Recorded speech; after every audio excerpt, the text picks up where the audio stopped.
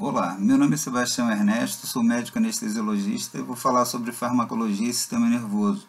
Aula 3, agentes inalatórios, os agentes. Esse diapositivo mostra as fórmulas estruturais dos diversos agentes anestésicos utilizados em anestesia inalatória nos últimos tempos.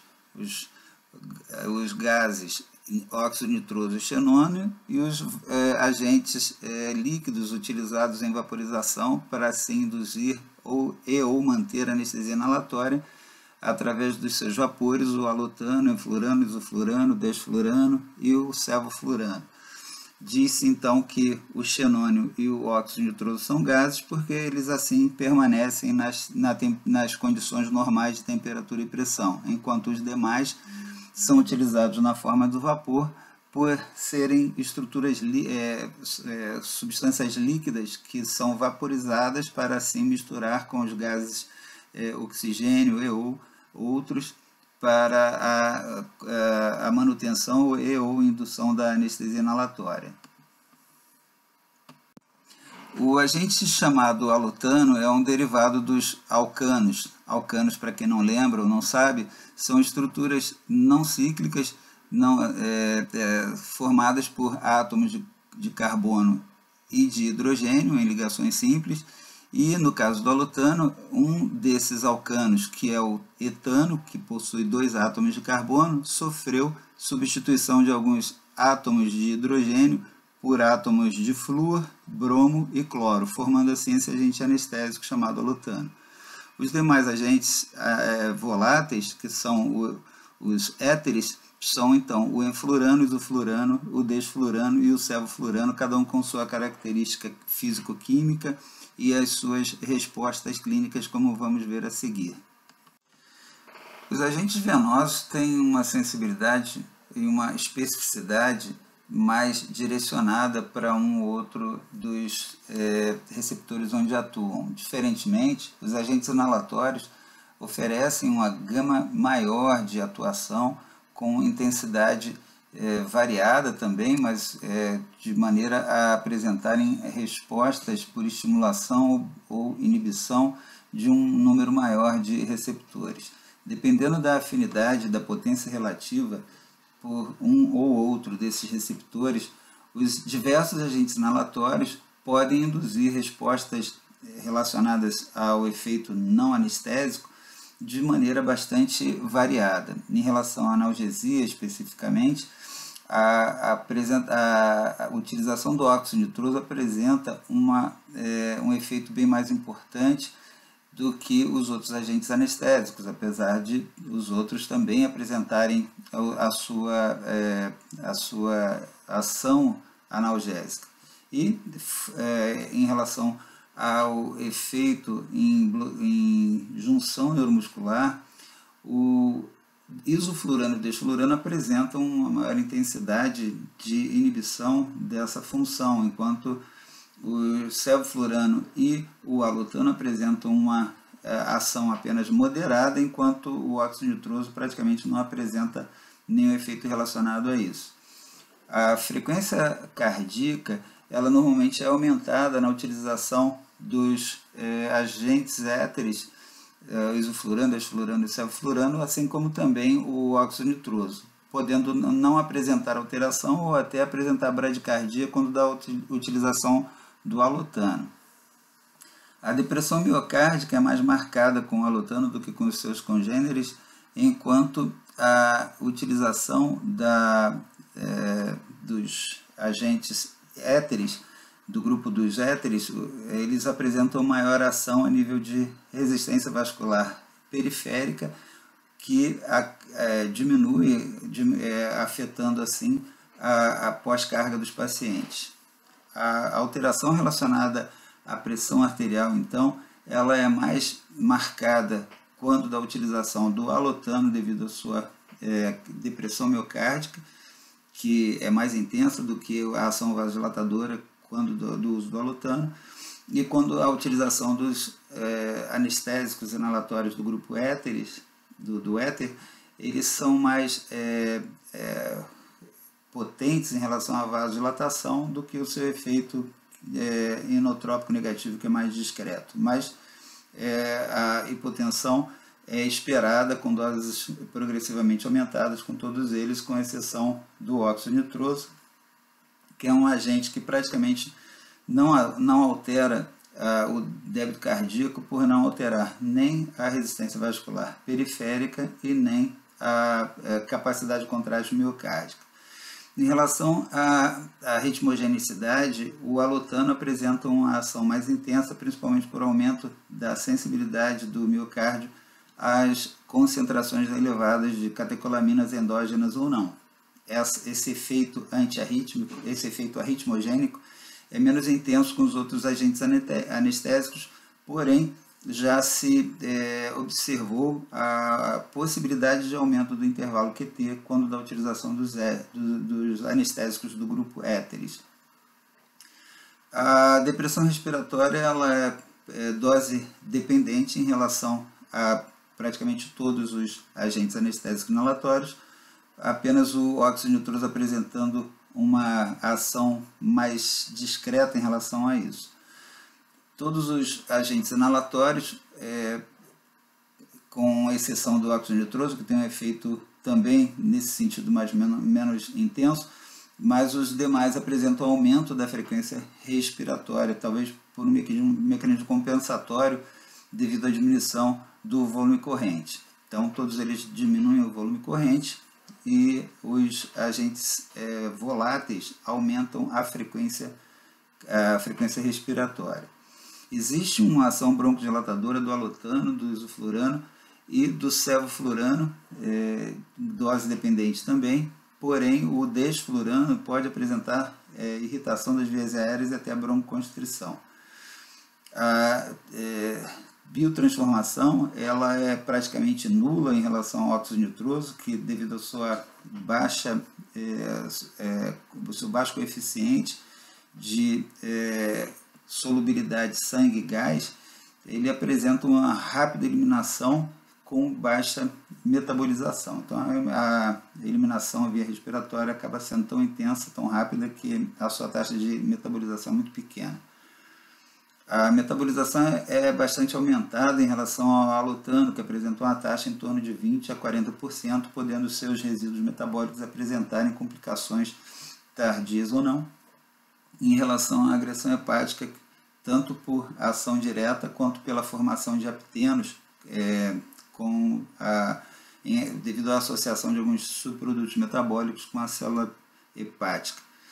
E os demais agentes anestésicos tendo uma metabolização bastante baixa, o isoflurano 0,2%, o desflurano também, devido a baixíssimo coeficiente de solubilidade de sangue e gás, menor ainda do que do óxido nitroso, apresenta essa baixíssima metabolização, cerca de 0,02% apenas. E o sevoflurano um pouco mais metabolizado, mas sem produzir subprodutos de metabolização capazes de induzir alteração importante no organismo.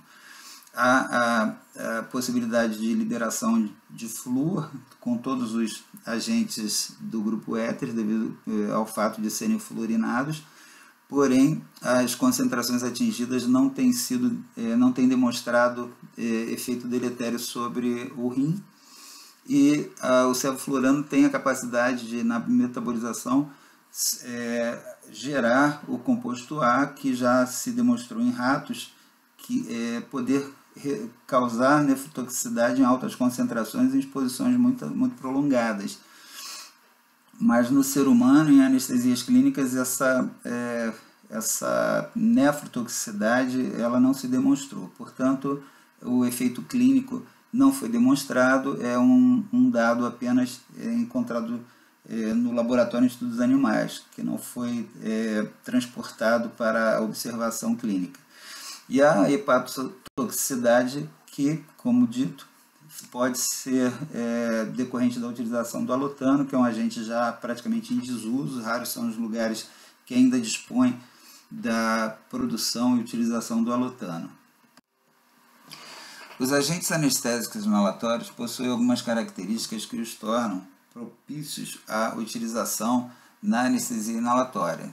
Entre as características que os tornam mais aptos a se misturarem com oxigênio e ou ar comprimido na administração da anestesia inalatória estão a pressão de vapor, que é a pressão gerada pelo vapor que é produzido após a vaporização do líquido anestésico num ambiente fechado, que em geral esse ambiente fechado é o vaporizador. Então, após a transformação daquele líquido em vapor, esse vapor gera uma pressão. E essa pressão, num ambiente fechado, representado pelo vaporizador, como eu disse, então vai mostrar quão fácil é vaporizar esse agente volátil para que seja utilizado na mistura anestésica.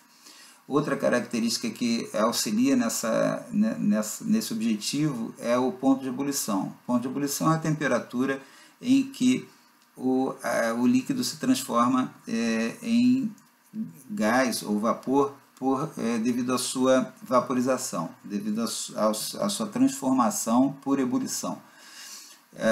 O desflorano, por exemplo, tem um ponto de ebulição de 24 graus Celsius.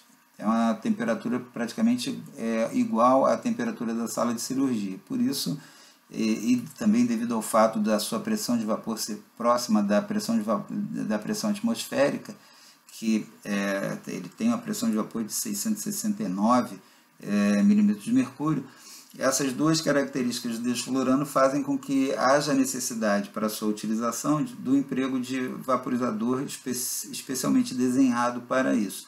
São vaporizadores elétricos que necessitam ser ligados na sua parte elétrica, na sua ativação de start de utilização, para que ele necessita ser aquecido e assim, após o aquecimento, ele vai ficar apto para a utilização. Então, ele tem um tempo de demanda antes de início da sua utilização.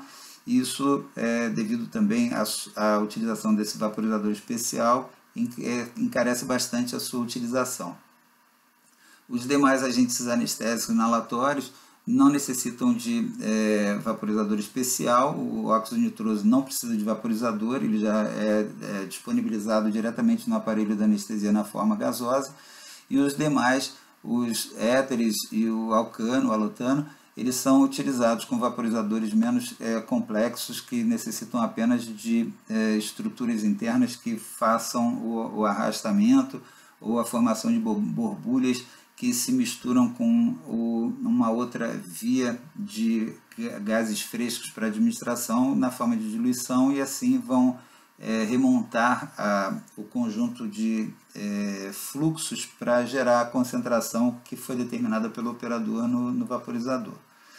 Então, temos esses dois pontos, essas duas variáveis de fundamental importância na elaboração do vaporizador, que são o ponto de ebulição e a pressão de vapor.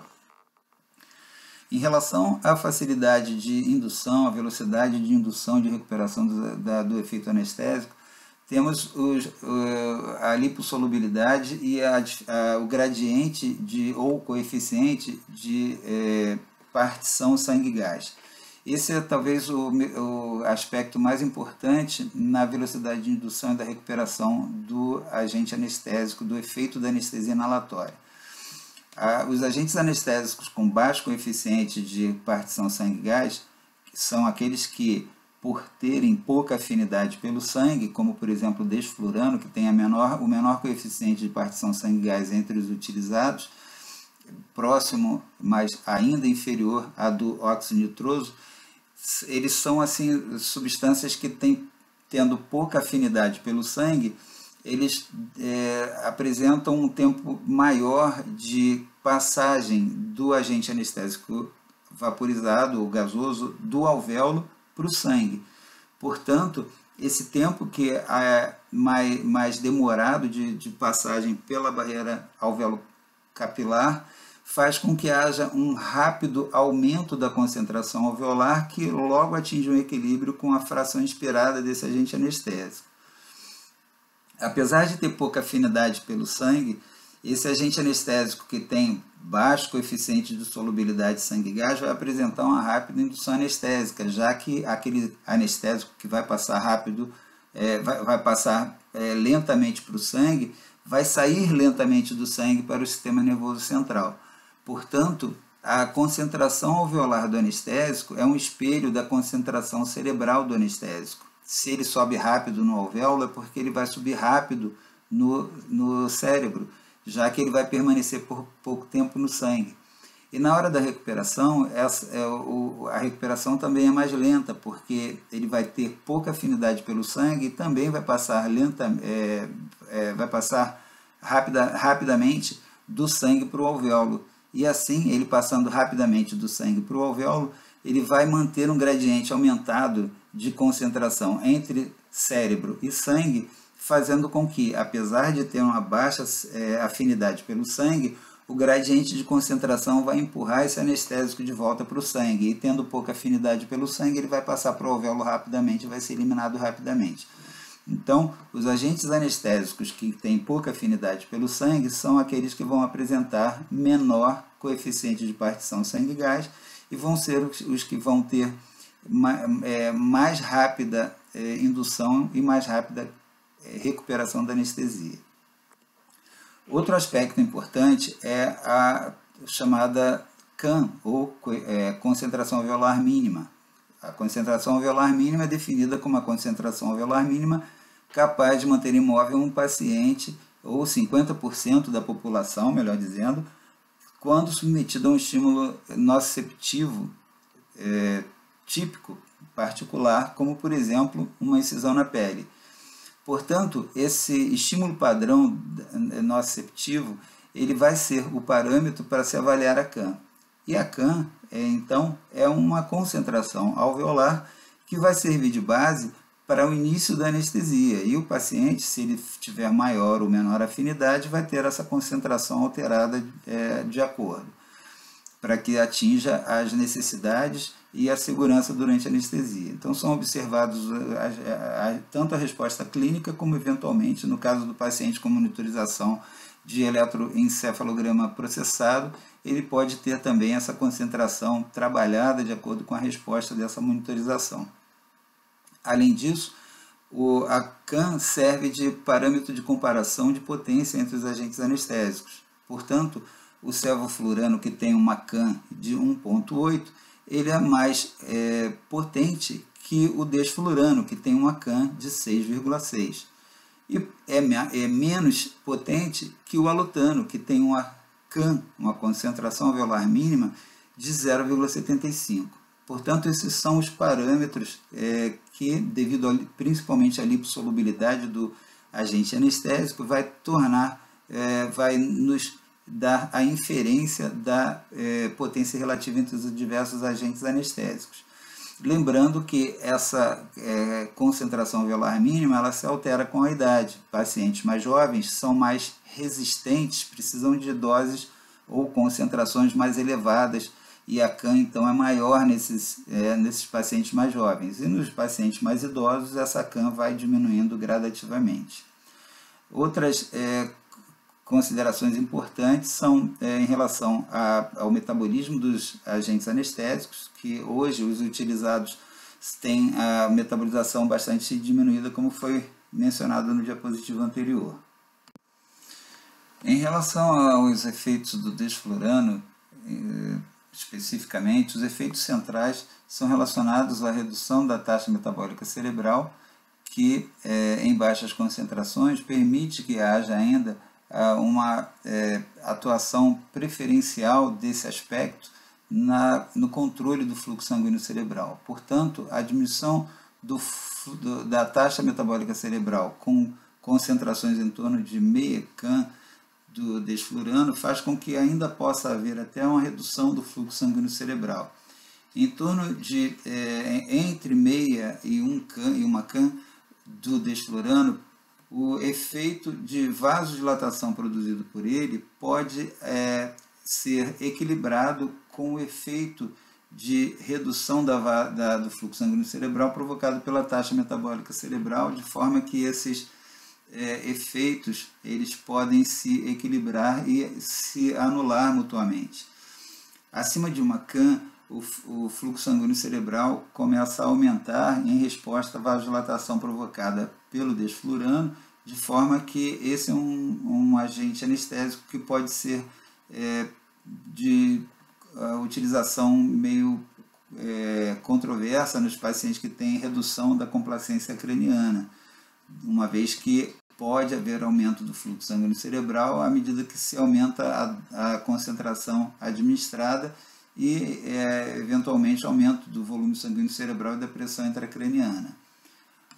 Esse efeito ele é mais intenso com o desflurano do que com o isoflurano e com o sevoflurano. Apesar disso, até uma CAM e meia de desflurano ainda há resposta a aumento ou diminuição do CO2 arterial. Portanto, a resposta vasomotora à pressão parcial de CO2 persiste até cerca de uma CAM e meia. O alvo principal do desflurano é o receptor GABAérgico. Em relação ao custo, já foi comentado que o seu vaporizador é um vaporizador especialmente desenhado, que é de um custo muito maior. Em relação ao líquido céfalo-raquidiano, o desflurano não interfere com a sua reabsorção, mas pode aumentar a sua produção. A parte hemodinâmica é pouco afetada pelo desflurano. Pelo contrário, inclusive, alguns pacientes com reserva coronariana diminuída podem apresentar desvantagem na utilização do desflurano, uma vez que ele pode ativar o sistema nervoso autonômico, o sistema nervoso simpático principalmente, fazendo com que haja a possibilidade de aumento da pressão arterial e da frequência cardíaca, principalmente nos aumentos abruptos da concentração. Também em relação à parte respiratória, como foi dito, o desflurano pode, devido ao seu efeito irritativo, gerar aumento da produção de secreções respiratórias e também aumento da motricidade brônquica, com espasmo e, eventualmente, broncoespasmo, laringoespasmo na extubação. Por isso, o desflurano é contraindicado, é uma péssima escolha caso haja a intenção de se induzir a anestesia através da técnica inalatória. Como foi visto, sua potência é muito inferior aos outros anestésicos, com exceção do xenônio. A CAM do desflurano é 6,6 no paciente com idade em torno de 30 a 40 anos, que é a idade, que é a faixa etária utilizada para pesquisa e comparação da CAM nos diversos anestésicos. Porém, em doses equipotentes, ou seja, utilizando uma CAM ou de desflurano ou uma CAM de outro anestésico qualquer, é possível perceber que a hipnose provocada pelo desflurano é superior à hipnose provocada pelos outros anestésicos inalatórios em doses equipotentes. Isso é possível ver na monitorização com o índice bispectral. O sevoflurano reduz a taxa metabólica cerebral. Em concentrações de até meia CAM, pode, devido à manutenção do acoplamento metabólico, impedir que haja aumento e até reduzir o fluxo sanguíneo cerebral, com redução do volume sanguíneo cerebral e da pressão intracraniana. Em concentrações entre meia e uma CAM, o sevoflurano pode causar a vasodilatação direta, que lhe é característico, intensidade que pode anular o efeito do acoplamento metabólico. Portanto, nessa faixa de concentração pode não haver efeito nem de aumento nem de diminuição do fluxo sanguíneo cerebral. Com a utilização do sevoflurano em concentrações acima de uma CAM, pode haver aumento progressivo da vasodilatação e aumento progressivo também do fluxo sanguíneo cerebral, com o aumento do volume sanguíneo cerebral e da pressão intracraniana. O sevoflurano mantém a resposta ao CO2 e a autorregulação. Com isso, pequenos aumentos da pressão intracraniana podem ser controlados através do aumento do volume minuto do paciente, que provocaria uma redução da PCO2 e assim tenderia a contrabalançar o efeito de aumento do fluxo sanguíneo cerebral. porém essa é uma conduta que deve ser tomada com cuidado, uma vez que a hipocapnia pode ser deletéria em pacientes com algum risco de isquemia cerebral. Portanto, a ideia é manter a pressão parcial de CO2 em valores inferiores da normalidade, sem hiperventilar excessivamente, que pode levar, e já foi comprovado que pode levar ao aumento da área isquêmica cerebral. O efeito vasodilatador provocado pelo sevoflurano é inferior àquele provocado pelos outros agentes anestésicos inalatórios. Portanto, o aumento do fluxo sanguíneo cerebral provocado por ele é inferior àquele provocado pelo isoflurano e pelo desflurano. Os alvos de ação do sevoflurano são os receptores GABAérgicos predominantemente e os receptores de glicina, que têm a ação dos seus neurotransmissores naturais, dos seus agonistas, potencializada pelo sevoflurano. Portanto, há uma ativação mais facilitada desses dois receptores, que são receptores inibitórios, principalmente o GABAérgico a nível encefálico e os receptores de glicina que predominam na região medular. O sevoflurano causa também inibição nos receptores NMDA, nos receptores nicotínicos e nos receptores serotoninérgicos.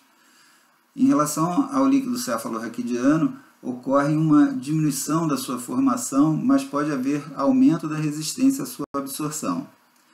Devido a todos esses fatores, em pacientes com redução importante da complacência cerebral, talvez seja inadequado o uso do sevoflurano. O sevoflurano conseguiu um lugar de destaque entre os agentes anestésicos inalatórios devido ao seu odor agradável e o seu baixo coeficiente de partição sangue-gás, que mantém uma rápida indução e recuperação anestésicas que são adequados para a anestesia, principalmente em pediatria.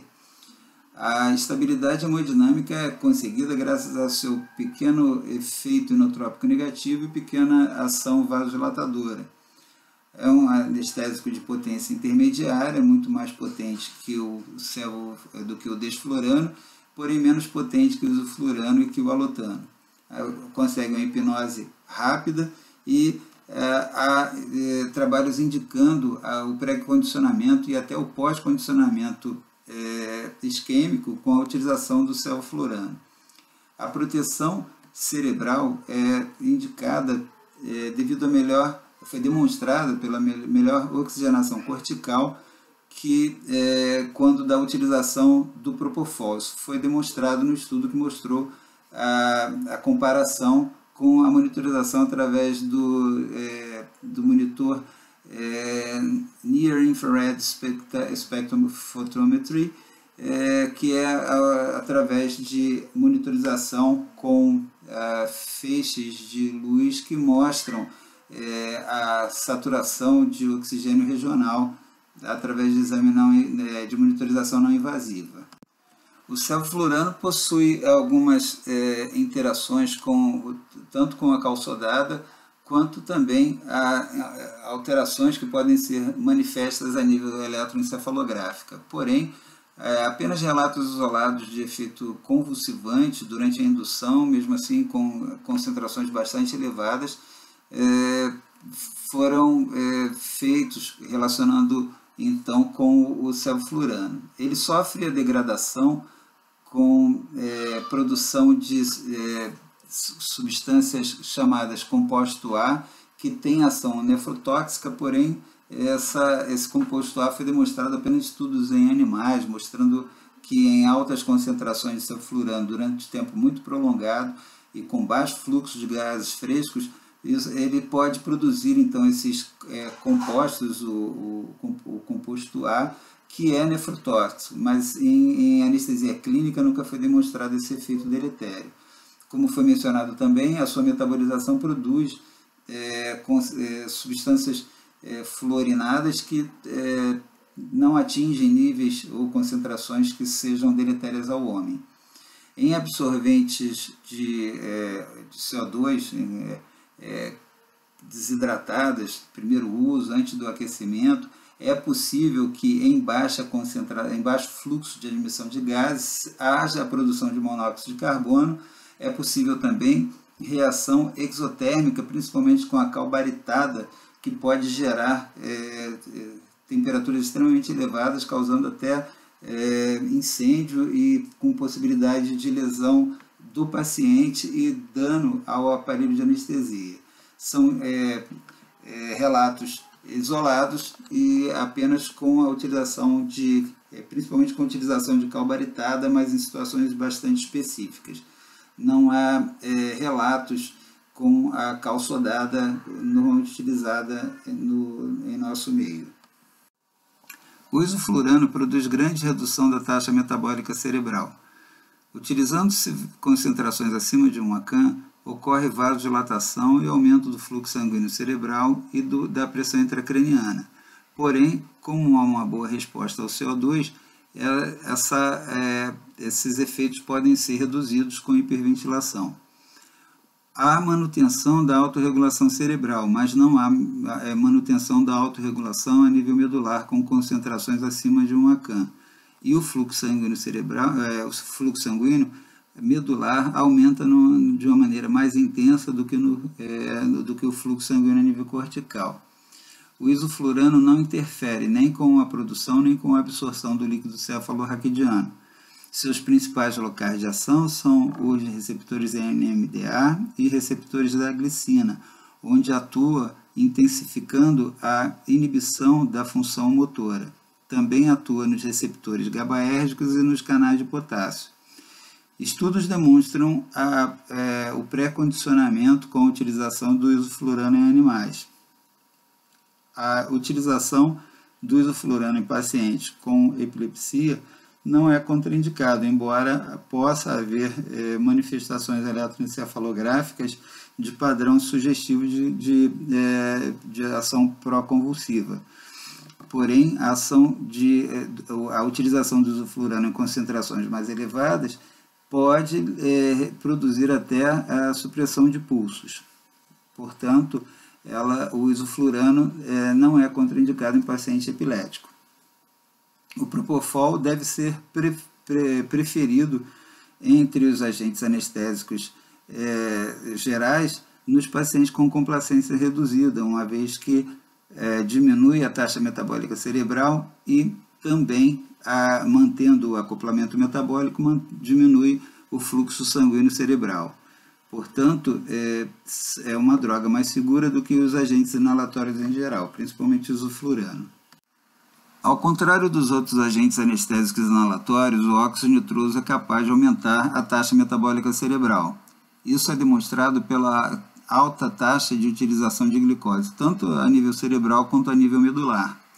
Esse aumento da taxa metabólica cerebral acarreta aumento do fluxo sanguíneo cerebral, do volume sanguíneo cerebral e da pressão intracraniana. Esses efeitos podem ser reduzidos com a utilização associada de agentes venosos. O óxido nitroso pode reduzir a autorregulação, mas mantém a resposta ao CO2. É também descrita a possibilidade de indução de atividade epileptogênica ao eletroencefalograma. Os locais de ação, os alvos de ação do óxido nitroso são os bloqueios, são os receptores GABAérgicos, NMDA, nicotínicos, serotoninérgicos e de glicina. Em relação aos receptores GABAérgicos, há uma interação interessante. Há um efeito paradoxal de bloqueio parcial em algumas isoformas dos receptores GABAérgicos, enquanto há potencialização de outras isoformas. A glicina tem o seu receptor potencializado pelo óxido nitroso, portanto, levando ao aumento da inibição, da atividade inibitória dos receptores da glicina. Em relação aos receptores NMDA, nicotínicos e serotoninérgicos, há bloqueio parcial da sua ativação. Em relação ao líquido cefalorraquidiano, o óxido nitroso não provoca efeito nenhum, nem sobre a produção, nem sobre a absorção. O óxido nitroso, tendo alta solubilidade e baixo peso molecular, passa rapidamente pela barreira hematoencefálica, conseguindo com isso uma rápida indução e uma rápida recuperação dos efeitos anestésicos produzidos por ele. Em relação às cavidades, existe uma ação peculiar do óxido nitroso. Ele passa rapidamente para as cavidades, e aquelas que são rígidas, que são pouco complacentes, acabam aumentando a sua pressão interna. É o que acontece nos seios paranasais, é o que acontece no ouvido médio quando há enxerto de tímpano. Pode haver, inclusive, deslocamento do enxerto devido à passagem rápida do óxido nitroso para a cavidade auditiva e a remoção, o deslocamento do enxerto como complicação. E nas cavidades distensíveis, como nas alças intestinais, pode acontecer distensão com consequente aumento da incidência de náuseas e vômitos no pós-operatório. Pacientes que apresentem embolia aérea podem ter as bolhas aéreas aumentadas pela passagem do óxido nitroso para o seu interior. Outra complicação possível com o óxido nitroso é a chamada hipóxia de difusão.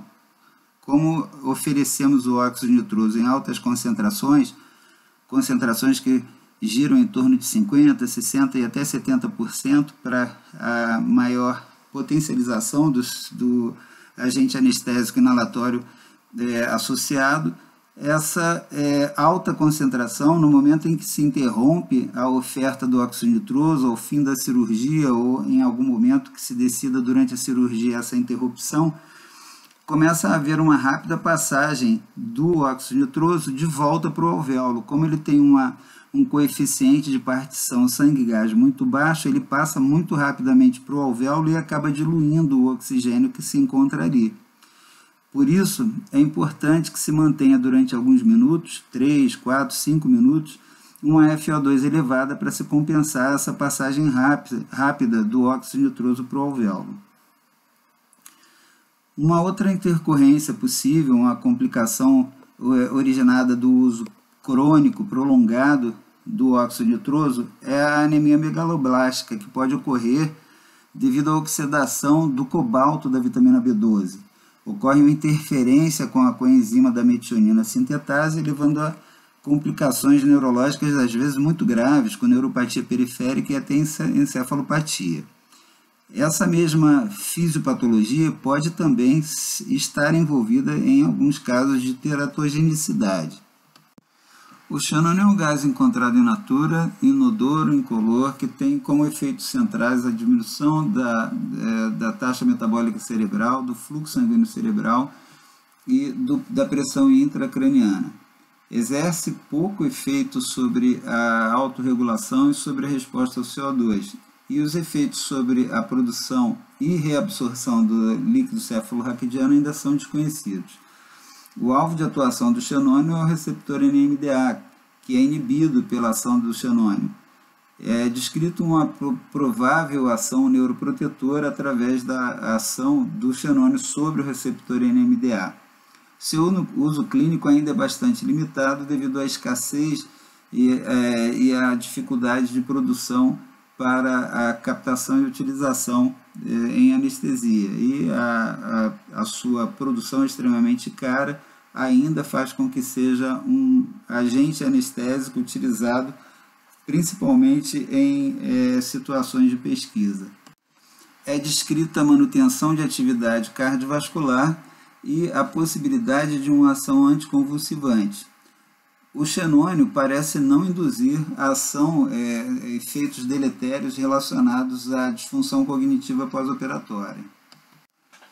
Existem outras substâncias utilizadas em anestesia que não são diretamente relacionadas pela sua ação com efeitos a nível de sistema nervoso. Entre elas, as mais importantes são os bloqueadores neuromusculares e os agentes anestésicos locais. Os agentes bloqueadores neuromusculares se classificam, segundo o seu mecanismo de ação, em agentes adespolarizantes ou competitivos e agentes despolarizantes ou não competitivos. Os agentes adespolarizantes, por sua vez, são classificados segundo a sua característica química em aminoésteres ou em benzilisoquinolínicos. Os aminoésteres, eles são substâncias que normalmente não interferem muito na atividade cardiovascular, salvo algumas exceções, como por exemplo o pancurônio. O pancurônio tem uma ação importante, direta e indireta, de elevação da pressão arterial média e do fluxo sanguíneo cerebral. Portanto, deve ser evitado em pacientes com redução da complacência cerebral. O pancurônio tem esse efeito produzido tanto direta quanto indiretamente, como foi dito, devido à ação estimulante a nível do sistema nervoso autonômico, ativando o sistema nervoso simpático. Os outros componentes dessa classe de aminoésteres, eles normalmente não têm muita interferência com a parte cardiovascular e não são muito liberadores de histamina, não tem essa característica. Entre eles, o rocurônio é o agente mais adequado para a indução em sequência rápida entre os agentes bloqueadores não despolarizantes. Porém, utilizado em dose de 1 a 1,2 mg por quilo de peso, alcançando um rápido relaxamento e uma condição de intubação rapidamente, ele também vai manter esse paciente com o seu bloqueio neuromuscular por um tempo mais prolongado. Entre os outros agentes do grupo benzilisoquinolínicos, são substâncias que têm uma característica peculiar de farmacocinética, eles são metabolizados por esterases plasmáticas e assim tem o seu término de ação garantido mesmo em pacientes que têm redução da função hepática e da função renal, e também pela eliminação de Hoffmann, que é uma eliminação natural que acontece em condições normais de equilíbrio ácido básico e temperatura. Esses agentes benzilisoquinolínicos, eles têm uma característica de produzir na sua metabolização uma substância chamada laudanosina. A laudanosina é uma substância que tem ação pró-convulsivante, mas ela é produzida em muito pequena quantidade, principalmente pelo atracura, o agente que, quando metabolizado, origina mais laudanosina, mas em concentrações que clinicamente não afetam a segurança do paciente em geral.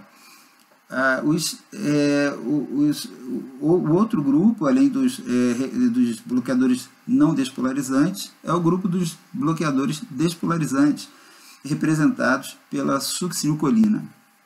A succinilcolina tem uma latência rápida e uma duração de efeito também bastante rápida, mas tem algumas considerações importantes, entre elas a concentração de potássio gelada pela sua utilização, que aumenta até em 0,5 mEq por litro, ou a concentração sérica do indivíduo após a utilização da succinilcolina. Portanto, em pacientes que têm insuficiência renal e já apresentam elevação importante do potássio, deve ser evitado ou utilizado com muito cuidado.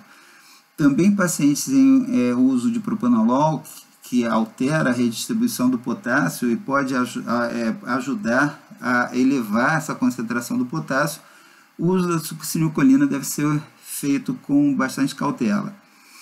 Outra questão em relação à succinilcolina é a miofasciculação que ela produz. É um efeito ligado ao seu mecanismo de ação que, devido a contraturas irregulares, pode levar a aumento do fluxo sanguíneo cerebral, da pressão intracraniana e até, de uma maneira indireta, aumentar a taxa metabólica cerebral, que é detectado pela atividade eletroencefalográfica. O uso de pequenas doses, em torno de 10 a 15% da dose completa do relaxante não despolarizante, 3 a 5 minutos antes da succinilcolina, chamado de pré-curarização, é uma prática que pode reduzir ou até impedir a instalação da miofasciculação, inibindo essa resposta de aumento do fluxo sanguíneo cerebral e da pressão intracraniana, além de evitar dor no pós-operatório. É uma conduta questionada por alguns devido ao fato de alguns pacientes queixarem-se de dificuldade respiratória, fraqueza muscular, entre outras coisas. O uso do magnésio, sulfato de magnésio, também 3 a 5 minutos antes da succinilcolina, pode reduzir essa ação de miofasciculação. Tanto os relaxantes neuromusculares, os agentes bloqueadores neuromusculares adespolarizantes, quanto os despolarizantes, eles não atravessam a barreira hematoencefálica por serem pouco lipossolúveis e terem um amônio quaternário que impede essa passagem através da barreira hematoencefálica, e assim não vai haver interferência com autorregulação, com resposta ao CO2 ou com fisiologia do líquido cefalorraquidiano.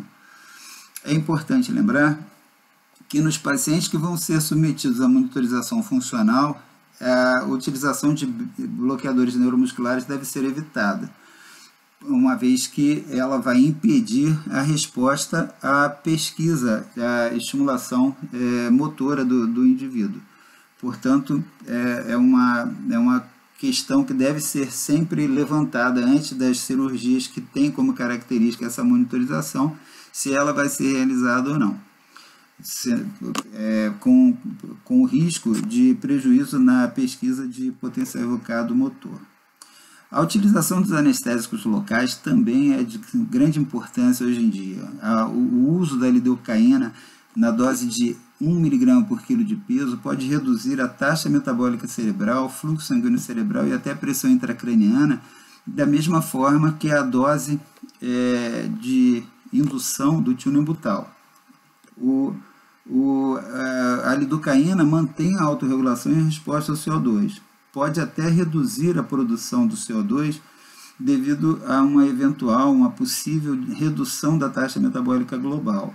Em pequenas doses, a lidocaína pode causar sedação, mas em doses elevadas pode induzir até convulsões.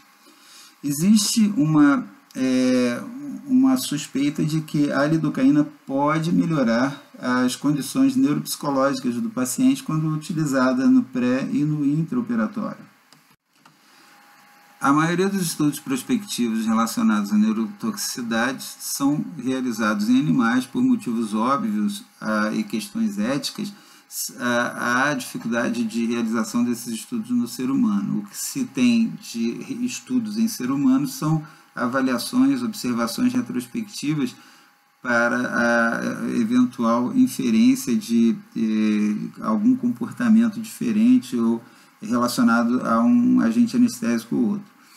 O glutamato ele é importante em estágio de desenvolvimento do sistema nervoso central. E foi observado em ratos que o bloqueio dos receptores NMDA, que são ativados pelo glutamato, eles podem então alterar a migração celular. E essa alteração celular pode gerar algum efeito diferente, teratogênico, no rato. Ainda não foi observado nenhum efeito importante no homem. Essa alteração não acontece, essa alteração de migração celular não acontece com substâncias que agem sobre o receptor GABAérgico. Em células imaturas, foi observado que a ativação do receptor GABAérgico pode induzir elevada entrada de cálcio e ativação de apoptose também. Isso foi observado com propofol e com benzodiazepínico em altas doses em estudos animais. E o midazolam, quando associado à ketamina, pode apresentar esse efeito de uma forma até mais intensa. Estudos também relacionados à ketamina mostram que a ketamina pode induzir upregulation dos receptores NMDA com possível aumento da resposta ao glutamato, posteriormente ao seu uso, e a ativação da cascata apoptóica. Existe um aumento na expressão da caspase 3 nos neurônios, que pode ser a base do aumento dessa ativação apoptóica. O isoflurano pode induzir apoptose em células de retina de rato após 1 hora de exposição através da ativação de caspases 3 e 8 e do aumento da permeabilidade da membrana mitocondrial. Além disso, pode levar ao aumento das citocinas pró-inflamatórias, principalmente fator de necrose tumoral, e também a maior velocidade de progressão da morte celular após a hipóxia. Esses fatores não foram descritos com sevoflurano nem com desflurano.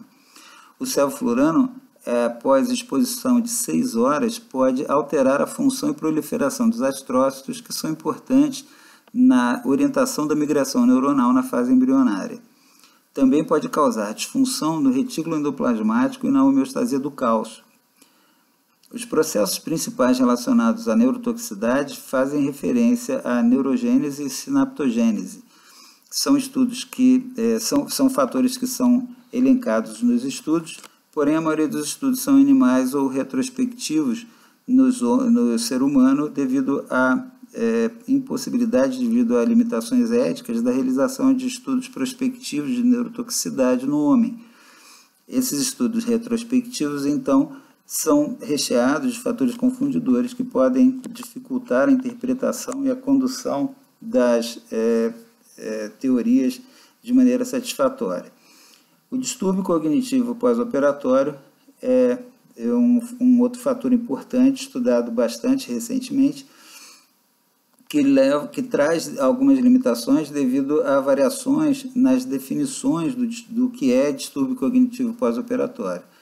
Porém, é importante considerar-se que fatores como fragilidade, que fazem relação com a idade acima de 60 anos, a existência de distúrbio cognitivo já no pré-operatório, demência, delírio, o estado nutricional alterado, resposta alterada a drogas, a reserva funcional reduzida, efeito cumulativo de comorbidades como diabetes mellitus, hipertensão, dislipidemia, e esses fatores isoladamente, mas principalmente quando em conjunto ou em associações as mais diversas, podem levar a surgimento de processos inflamatórios sistêmicos com comprometimento do hipocampo devido à neuroinflamação, com aumento do conteúdo de interleucina 1, que vai fazer com que haja a possibilidade de surgimento desse comprometimento.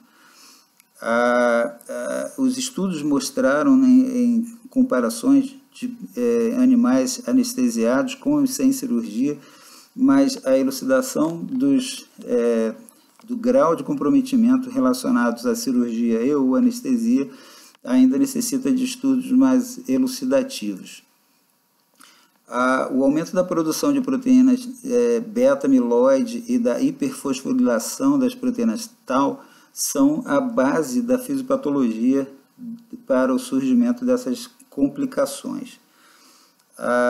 O estudo recente mostrou que em pacientes submetidos à anestesia inalatória que apresentem avaliação de índice bispectral com valores abaixo de 46, hipotensão arterial com pressão arterial média abaixo de 87 milímetros de mercúrio e utilização de CAM abaixo de 0,56, levaram a um aumento de mortalidade de até 3 vezes, comparando-se à mortalidade de 30 dias. Esse grau de comprometimento, que foi inicialmente relacionado à neurotoxicidade ou à toxicidade pelo anestésico local, sofreu bastante crítica e hoje é considerado mais um índice de gravidade propriamente do que índice de comprometimento devido ao anestésico inalatório. Entre os principais mecanismos de neuroproteção das drogas anestésicas, podemos citar a preservação da autorregulação, ou seja, a manutenção de um fluxo sanguíneo cerebral através da adequação da vasomotricidade que se adapta à pressão arterial média para que haja manutenção desse fluxo sanguíneo cerebral. A redução da taxa metabólica cerebral com a manutenção do acoplamento metabólico, que vai fazer com que, em consequência da diminuição da taxa metabólica cerebral, se reduza também o fluxo sanguíneo cerebral. Com isso, há uma redução do volume sanguíneo cerebral e preservação da pressão intracraniana, que vai ser o pilar principal da manutenção, nesse caso, da pressão de perfusão cerebral. Evitar fenômenos excitatórios para que se evite o aumento da demanda por oxigênio. E uma manutenção de uma anestesia e analgesia adequados para que se preserve o status do sistema nervoso autônomo e assim não se ative o sistema nervoso simpático para não haver aumento de demanda também. Uma série de efeitos neuroprotetores foram sugeridos em relação à utilização de agentes anestésicos. Em relação aos agentes anestésicos inalatórios, não há consenso na escolha de um agente específico. Porém, em utilização de concentrações até 0,5 CAM, a manutenção do acoplamento metabólico e a redução da taxa metabólica cerebral vai levar à redução do fluxo sanguíneo cerebral. Com o aumento da concentração entre 0,5 e 1 CAM, ocorre aumento da ação direta de vasodilatação do agente anestésico inalatório e os mecanismos se equilibram, fazendo com que haja anulação de um e de outro, e o fluxo sanguíneo cerebral praticamente não se altera. Acima de 1 CAM ocorre a predominância do efeito vasodilatador e, apesar de continuar diminuindo a taxa metabólica cerebral, o fluxo sanguíneo cerebral acaba aumentando devido a esse efeito vasodilatador. O sevoflurano altera menos o acoplamento metabólico. Os agentes inalatórios inibem parcialmente o receptor NMDA, principalmente o isoflurano em estudos in vitro. Em animais, o iso e o sevoflurano mostraram pré- e pós-condicionamento cardíaco, cerebral, renal e pulmonar, por melhora do funcionamento mitocondrial e redução da ativação dos mecanismos pró-apoptóicos. Em relação aos agentes venosos, algumas informações interessantes são relacionadas ao propofol, que reduz a formação de radicais livres de oxigênio e a peroxidação das membranas pós-reperfusão. Inibe também a atividade de proteína pró-apoptóica. O diazepam melhora o fluxo sanguíneo na região de penumbra e a atividade de receptores GABAérgicos com efeito neuroprotetor. A dexmedetomidina evita a morte celular após isquemia prolongada, por meio da modulação noradrenérgica e dopaminérgica, além de reduzir a produção de citocinas inflamatórias e radicais livres de oxigênio. Foi demonstrado que fetos de ratos cujas mães receberam propofol apresentaram elevação de até 217% na atividade de caspase 3. Essa caspase 3, como sabemos, é relacionada a desencadeamento de fenômenos apoptóicos. E esse efeito de aumento da caspase 3, produzida então nos fetos de ratos pela utilização de propofol na mãe, é atenuado pelo uso da dexmedetomidina. O uso clínico dos agentes anestésicos ainda é bastante controverso em relação à existência ou não, tanto de neuroproteção quanto de neurotoxicidade. Existe uma tendência a aumento da apresentação de neurotoxicidade em crianças abaixo de 3 anos, isso em estudos retrospectivos, que, como foi comentado, são repletos de fatores confundidores.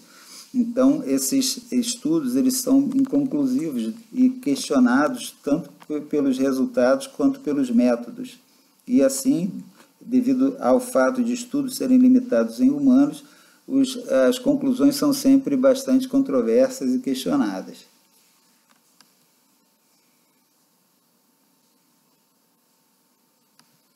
E outra questão também é o fato de que, devido a essas dúvidas relacionadas a essas questões metodológicas, estudos têm sido realizados, e muitos ainda em andamento, relacionando, comparando irmãos submetidos à anestesia com irmãos não submetidos. Essas foram as fontes utilizadas. Terminamos aqui o terceiro vídeo relacionado à neuroanestesia. Espero que tenham gostado, espero que tenham assistido também os outros vídeos no nosso canal.